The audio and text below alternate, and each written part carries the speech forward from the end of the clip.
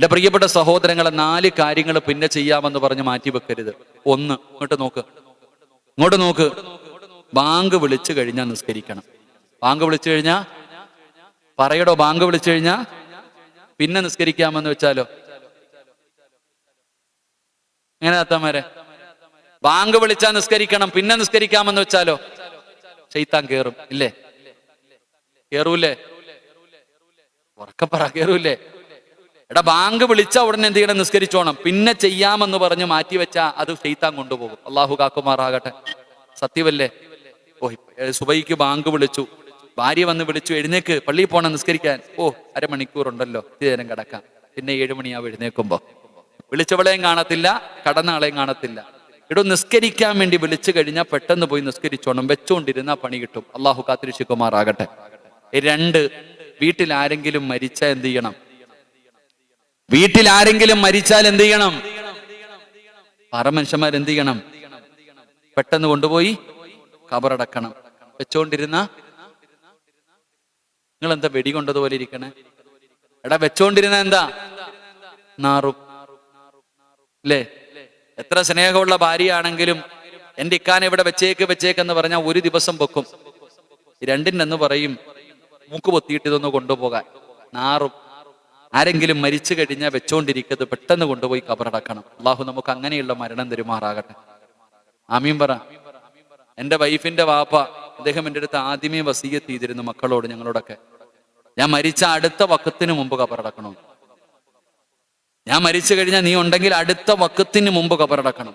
അദ്ദേഹം ലുഹറിന് ശേഷം മരിച്ചു. അസറിന് തൊട്ട് മുമ്പാണ് മരിക്കുന്നത്. മഗ്രിബിന് ബാങ്ക് വിളിച്ചപ്പോൾ ഞങ്ങൾ മയ്യത്തെടുത്തു. എന്നിട്ട് മയ്യത്ത് നിസ്കരിക്കാൻ ഒരുപാട് പേരുണ്ടായിരുന്നു. അള്ളാഹു ഉസ്താദിന്റെ ഖബറിടം അള്ളാഹു സ്വർഗ്ഗപൂങ്കാവനാക്കി കൊടുക്കുമാറാകട്ടെ.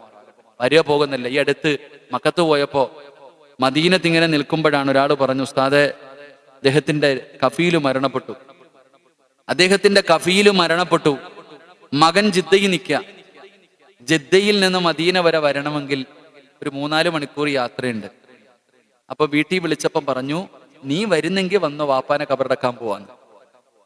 സ്വന്തം മകൻ ജിദ്ദയിൽ നിൽക്കുന്നു, വാപ്പ മദീനത്ത് മരണപ്പെട്ടു. ആ സമയത്ത് പറഞ്ഞ ഒരു മറുപടി, ഞാൻ വന്നിട്ട് അടക്കിയാ മതി എന്ന് പറഞ്ഞപ്പോ പറഞ്ഞു, നീ വേണമെങ്കിൽ വന്നേരെ, വാപ്പാനെ അടുത്ത വക്കത്തിന് മുമ്പ് ഖബറടക്കൂന്ന്. നമ്മളെന്ത് പറയും? ഫ്രീസറിൽ കയറ്റി വെച്ചേരെ, ഞാൻ വന്നിട്ട് അടക്കിയാ മതി. ഏറ്റവും വലിയ ദുരന്തം എന്താ? ഈ ഗൾഫിൽ കിടക്കുന്നവൻ പറയും, ഞാൻ മരുന്നിട്ട് അടക്കിയാ മതി എന്ന് പറഞ്ഞിട്ട് ഈ വാപ്പാടെ ഉമ്മാടെയും മയ്യത്ത് ഇവിടെ കയറ്റി വെക്കും. ആലോചിക്ക്. എന്നിട്ട് ഇവൻ കഷ്ടപ്പെട്ടു വരും. ഇവ കഷ്ടപ്പെട്ട് വന്ന് ഒന്ന് കണ്ട് കൊണ്ടുപോയി ഖബറടക്കി. ഞാനതിനെ വിമർശിക്കുന്നില്ല. പക്ഷെ നിങ്ങൾ അറിയേണ്ട ഒരു സത്യമുണ്ട്. ഇവന്റെ ഈ പറച്ചില് കേൾക്കുമ്പോൾ നമ്മൾ വിചാരിക്കും വാപ്പാനോടും ഉമ്മാനോടും അവൻ അത്രയ്ക്കും സ്നേഹമാണ്. ഇവൻ ഗൾഫിൽ നിന്ന് കയറി വന്നു. ഒരു ദിവസം കഴിഞ്ഞു, മയ്യത്തടക്കി 3 കഴിഞ്ഞു, 4 ആയി, 5 ആയി, 6 ആയി. അപ്പൊ ഇവൻ പറയാ, എന്റെ ലീവ് തീരാറായി, ആ 70,000 ദിക്ർ ഒന്ന് പറഞ്ഞിരുന്നെങ്കിൽ നമുക്ക് പോകാമായിരുന്നു. പണ്ട് വീട്ടിൽ ആരെങ്കിലും മരിച്ച 40-നല്ലേ ഈ 70,000 ദിക്ർ പറയാ. എന്തെങ്കിലും ഞങ്ങളുടെ നാട്ടിൽ അങ്ങനെ ആയിരുന്നു. പണ്ടത്തൊക്കെ 40-ന്റെ അന്നാണ്. കാരണം ആ ഒരു ഓർമ്മയ്ക്ക് വേണ്ടി 40-ന്റെ അന്ന് നാട്ടുകാരെ മുഴുവനും വിളിച്ചുകൂട്ടി 70,000 ദിക്ർ പറഞ്ഞ് ദുആ ഒക്കെ ചെയ്യും. ഇപ്പോഴോ 1 3 അല്ലെങ്കിൽ 5 അല്ലെങ്കിൽ 7 കഴിഞ്ഞു. ഈ ഗൾഫിൽ നിന്ന് വന്നവൻ പറയുന്നത് എന്താ? എനിക്ക് പോകാൻ സമയമുണ്ട്, എനിക്ക് തിരക്ക, പോകണം, ഗൾഫിലേക്ക് പോകണം, അതുകൊണ്ട് പെട്ടെന്ന് ചടങ്ങുകളൊക്കെ തീർത്തോളാം. ഇന്നത്തെ സ്നേഹം. അള്ളാഹു കാത്തിരക്ഷിക്കുമാറാകട്ടെ. അപ്പൊ വീട്ടിൽ ആരെങ്കിലും മരണപ്പെട്ട് കഴിഞ്ഞാൽ വെച്ചോണ്ടിരിക്കരുത്, പെട്ടെന്ന് കൊണ്ടുപോയി ഖബറടക്കണം. അവര് പറയുന്നത്, എന്നെ പെട്ടെന്ന് കദ്ദിമൂനി. എടാ, ഞാൻ പറയുന്നത്, ഒരു വാപ്പ മരിച്ചു കഴിഞ്ഞാൽ ഒരു മനുഷ്യന്റെ ജീവിതത്തിലെ ഏറ്റവും വലിയ മോഹം സ്വർഗത്തിൽ പോകണമെന്ന. എന്റെയും നിങ്ങളുടെയും ജീവിതത്തിലെ ഏറ്റവും വലിയ മോഹം സ്വർഗത്തിൽ പോകണമെന്ന. അള്ളാഹു ചിലർക്ക് നല്ല മരണം കൊടുക്കും. അവര് സ്വർഗത്തിലേക്ക് പോകാൻ കാത്തിരിക്കുമ്പോ മോൻ പറയാ, നിങ്ങൾ അവിടെ കുറച്ചു കഴിഞ്ഞ് പോയാൽ മതിയെന്ന്. നലിച്ചേക്ക്. വാപ്പായും ഉമ്മായെയും അള്ളാഹു സുബ്ഹാനഹു വ തആല നല്ല മരണം കൊടുത്തവരെ സ്വർഗത്തിൽ വിടാൻ വേണ്ടി വെച്ചിരിക്കുക. ഇവൻ കൊണ്ട് ഖബറടക്കിയ സ്വർഗം കിട്ടും. അപ്പോഴാ മോൻ പറയുന്നത്, അവിടെ കടക്കട്ടെ, വൈകിട്ട് കൊണ്ടുപോകാന്ന്. രാവൂല്ലേ ആ വാപ്പ? ശപിക്കൂലേ? മയ്യത്ത് പറയുന്നത്, കദ്ദിമൂനി, എന്നെ ഒന്ന് പെട്ടെന്ന് കൊണ്ടുപോയി അടക്കെന്നാ പറയണേ. ഇവൻ പറയാ, അവിടെ കിടക്കട്ടെ, ഉമ്മ വരാനുണ്ട്, ഉപ്പ വരാനുണ്ട്, അനിയൻ വരാനുണ്ട്, അവൻ വരാനുണ്ട്, ഇവൻ വരാനുണ്ട്. അല്ലാഹു അലം. അല്ലാഹു നമുക്ക് പെട്ടെന്ന് പോകാനുള്ള ഭാഗ്യം തരുമാറാകട്ടെ. ആമീൻ പറ. മരിച്ചാ പെട്ടെന്ന് ഖബറിലേക്ക് പോകണം. ചിലര് പറയും, കൊണ്ടുപോകല്ലേ, കൊണ്ടുപോകല്ലേ മോളെ, എന്നെ വിടല്ലേ മോനെ, ഉപ്പാനെ കൊണ്ടുപോകല്ലേ, ഇവിടെ തന്നെ വെച്ചേക്കടാ. എന്തൊരു കാര്യമില്ല. അള്ളാഹു ഈമാൻ നൽകുമാറാകട്ടെ. 2, 3 സദക്ക കൊടുക്കണമെന്ന് തീരുമാനിച്ച അപ്പൊ തന്നെ കൊടുത്തോണം. സദക്ക കൊടുക്കണം. ഇപ്പൊ ഇവിടെ നിന്നുണ്ട്, ഇൻഷാ അല്ലാ മദ്രസയുടെ പണിയല്ലേ, ഇൻഷാ അല്ലാ ഒരു 5000 രൂപ കൊടുക്കണം നിയത്ത് ചെയ്തു. വീട്ടിൽ ചെന്നപ്പോ നിനക്ക് വേറെ പണിയൊന്നുമില്ലേ, കമ്മിറ്റിക്കാരൊക്കെ ഉണ്ടല്ലോ, വേറെ എത്രയോ പണക്കാരുണ്ട്, 5000 കൊടുക്കണോ? ഒരു 3000 കൊടുത്താ പോരെ? അവസാനം കുറഞ്ഞു ഒരു 1000 എങ്കിലും കൊടുത്താൽ വലിയ കാര്യം. എടാ, സദക്ക കൊടുക്കണമെന്ന് തീരുമാനിച്ച അപ്പൊ തന്നെ കൊടുത്തോണം. പിന്നത്തേക്ക് മാറ്റി വെച്ചാ പോയി. കൊടുക്കാൻ പറ്റുമോ? അനുഭവം ഗുരു പറ, കൊടുക്കാൻ പറ്റുമോ? ഇല്ല, ചൈത്താൻ കയറി വെട്ടും. അള്ളാഹു കാക്കുമാറാകട്ടെ.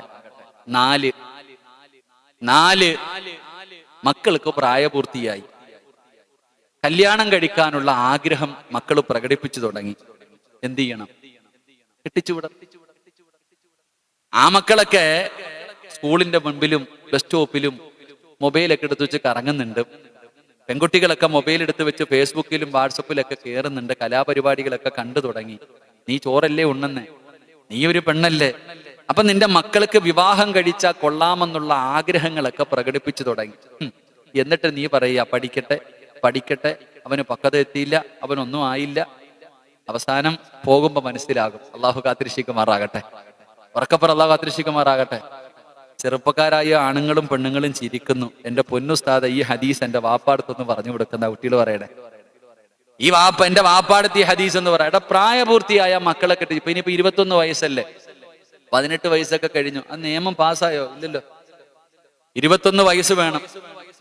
കാമുകിയോട് പറഞ്ഞു, 18 തികയുമ്പോ ഞാൻ ബൈക്കുമായിട്ട് വരും, നീ മതിലിയാടണം, നമുക്ക് പോകാം.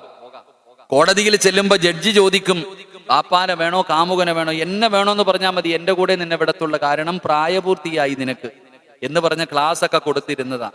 ഇപ്പൊ ആകാശത്ത് നോക്കി നക്ഷത്രം എണ്ണുക, ഇനി 21 വരെ കാത്തിരിക്കണമല്ലോ. ഒന്നോർത്താൻ നല്ലതാടോ ഞാൻ പറയണത്. 3 പെൺമക്കളുള്ളവരൊക്കെ ഒന്ന് കൈവക്കിക്കേ. 3 പെൺമക്കളുള്ളവരൊക്കെ ഒന്ന് കൈവക്ക്. പെണ്ണുങ്ങള് 2 എണ്ണം ഉള്ളത് പൊക്ക്, 1 എണ്ണമെങ്കിലും ഉള്ളത് കൈവക്ക്. ഓക്കെ. റസൂലുള്ളാഹി സ്വല്ലല്ലാഹു അലൈഹി വസല്ലമ തങ്ങൾ പറഞ്ഞു, അള്ളാഹു ഒരാൾക്ക് 3 പെൺമക്കളെ കൊടുത്തു. ആ 3 പെൺമക്കളെ നല്ലതുപോലെ വളർത്തി അവരെ വിവാഹം കഴിച്ചു കൊടുത്താൽ ആ വാപ്പയ്ക്കും ഉമ്മയ്ക്കും അള്ളാഹു സ്വർഗം കൊടുക്കുമെന്ന് നബിഗിന റസൂലുള്ളാഹി. എന്താ പറഞ്ഞേ? ഇങ്ങനെ 3 പെൺമക്കൾ. അപ്പൊ സഹാബി ചോദിച്ചു, 2 ഉണ്ടെന്നാ പറഞ്ഞേ. റസൂലുള്ളാഹി തങ്ങൾ പറഞ്ഞു, അള്ളാഹു ആർക്കെങ്കിലും പെൺമക്കളെ കൊടുത്തു, ആ പെൺമക്കളെ നല്ല നിലയിൽ വളർത്തി വിവാഹം കഴിച്ചു കൊടുക്കുന്ന മാതാപിതാക്കൾ സ്വർഗത്തിൽ എന്റെ കൂടെയാണെന്ന് ആദരവായ പ്രവാചകൻ നബി മുഹമ്മദ് മുസ്തഫ. നിസ്കരിക്കുന്നവൻ സ്വർഗത്തിൽ എന്റെ കൂട്ടുകാരനാണെന്ന് പറഞ്ഞില്ല. ഹജ്ജ് ചെയ്യുന്നവൻ സ്വർഗത്തിൽ എന്റെ കൂട്ടുകാരനാണെന്ന് പറഞ്ഞില്ല. സദക്ക കൊടുക്കുന്നവൻ എന്റെ കൂടെ സ്വർഗത്തിൽ കൂട്ടുകാരനാണെന്ന് പറഞ്ഞില്ല. പെമ്മക്കളെ വളർത്തി വിവാഹം കഴിച്ചു കൊടുത്ത സ്വർഗത്തിൽ മുത്തുനബിയുടെ കൂട്ടുകാരാ. ഇത്രയും വലിയ ഒരു പ്രതിഫലം അള്ളാഹു ഓഫർ ചെയ്യുന്നുണ്ടെങ്കിൽ ഇതിനെയൊക്കെ ഒന്ന് 21 വരെ വളർത്തുന്ന പാടെന്ന് ചിന്തിച്ചു ചോദിക്കേ. അതാണ് ലോകത്തിലെ ഏറ്റവും വലിയ ജിഹാദ്. കാരണം അങ്ങനെ വളർത്തണം. 18 വയസ്സ് വരെ. അപ്പൊ ചിലര് വിചാരിക്കും, ഉസ്താദെ ഞാൻ വളർത്തി കെട്ടിച്ചും വിട്ടു, എനിക്ക് സ്വർഗം ഉണ്ടെന്ന്. പക്ഷെ നിന്റെ മോള് തലയും മറക്കാറില്ല, ഒന്നും മറക്കാറില്ല, നിസ്കാരവും ഇല്ല, ഒന്നുമില്ല. ഓളെ കെട്ടിച്ചിട്ട് എന്ത് കിട്ടാനാ? അള്ളാഹുവിന്റെ പ്രവാചകൻ പറഞ്ഞു, നിന്റെ മക്കളെ പ്രായപൂർത്തിയാകുന്നത് വരെ നല്ലതുപോലെ വളർത്തണം, നല്ലതുപോലെ വളർത്തണം. അദബും മര്യാദയും നിസ്കാരവും ഖുർആൻ പാരായണവും എല്ലാ കാര്യങ്ങളും. ഞാൻ ഇന്ന് ഉബൈദിന്റെ വീട്ടിൽ വരുമ്പോ ഉബൈദിന്റെ പ്രിയപ്പെട്ട മകള് 15 ജുസു കാണാതെ പഠിച്ച കുട്ടിയാ, ഹാഫിളാൻ. 15 ജുസു കാണാതെ പഠിച്ചു. ഓൾ ഇപ്പോഴും കുഞ്ഞിനെ കൊണ്ട് നടക്കുക. ഞാൻ ഇന്നലെ ചോദിച്ചു, നിനക്ക് വേറെ വിവരമില്ലേ? 15 ജുസു പഠിച്ചവളല്ലേ നീ? അള്ളാഹു ആദരിച്ചവളല്ലേ? ബാക്കിയൂടെ നിനക്ക് പഠിക്കണമെന്ന് ഞാൻ ഇന്നലെയും പറഞ്ഞതേ ഉള്ളൂ. ഇന്നലെ ഇവിടെ ഒരുപാട് മുത്തഅല്ലിമീങ്ങൾ ഉണ്ടായിരുന്നു. 28 ജുസു, 29 ജുസു, 25 ജുസു. അല്ലാഹ് എന്തൊരു സന്തോഷം എന്നറിയ കേട്ടപ്പോ. ആ മക്കളൊക്കെ ഇങ്ങനെ 28ഉം 29 ജുസു വരെ പഠിച്ചൊരു ചെറുപ്പക്കാരൻ. ഞാൻ പറഞ്ഞു, മോനെ പെട്ടെന്ന് ഹാഫിള് ആവടാ. ഇന്നലെ ഏറ്റവും കൂടുതൽ കുട്ടികളും പറഞ്ഞത്, അള്ളാഹു നമ്മുടെ മക്കളെ ഹാഫിളീങ്ങളാക്കി തരുമാറാകട്ടെ. ഉറക്കപ്പുറ ഹാഫിളീങ്ങളാക്കി തരുമാറാകട്ടെ. പ്രത്യേകിച്ച് ഉബൈദ് ഉസ്താദന്മാരെ സ്നേഹിക്കുന്ന സഹോദരൻ, അള്ളാഹു അദ്ദേഹത്തിന്റെ മകളെ അള്ളാഹു ഹാഫിളത്താക്കി കൊടുക്കുമാറാകട്ടെ. ഇന്നലെ ഒരു സഹോദരി, വളരെ വിഷമം തോന്നി. ഇന്നലെ ഒരു സഹോദരി എനിക്കൊരു കത്തെഴുതി തന്നു. അതിനകത്ത് ആ സഹോദരി പറയുന്നു, ഉസ്താദ് എന്റെ മോള് ഹാഫിളത്താ, എന്റെ മകള് ഹാഫിളത്താ, പക്ഷെ വിവാഹം കഴിച്ചു കൊടുക്കാൻ പൈസ ഒന്നുമില്ല, എന്തെങ്കിലും തരണേന്നല്ല, ദുആ ചെയ്യണമെന്നാ പറഞ്ഞ സാധു. ആ സാധു ആരാണെന്നറിയില്ല. അള്ളാഹു സുബ്ഹാനഹു വ തആല പൊന്നുമോൾക്ക് നല്ല ഒരു ജീവിതം കൊടുത്ത് അനുഗ്രഹിക്കുമാറാകട്ടെ. അള്ളാഹു സന്തോഷവും സമാധാനവും അള്ളാഹു കൊടുത്ത് അനുഗ്രഹിക്കുമാറാകട്ടെ. അതുകൊണ്ട് എൻ്റെ പ്രിയപ്പെട്ട സഹോദരങ്ങളെ, ഞാൻ പറഞ്ഞു വന്നത്, ഒളുവെടുക്ക്, സൂക്ഷ്മത പുലർത്ത്, രക്ഷപ്പെടും. അള്ളാഹു രക്ഷപ്പെടുത്തുമാറാകട്ടെ. അള്ളാഹു രക്ഷപ്പെടുത്തുമാറാകട്ടെ. ഒരെണ്ണം കൂടെ കേൾക്കാൻ സമയമുണ്ടോ?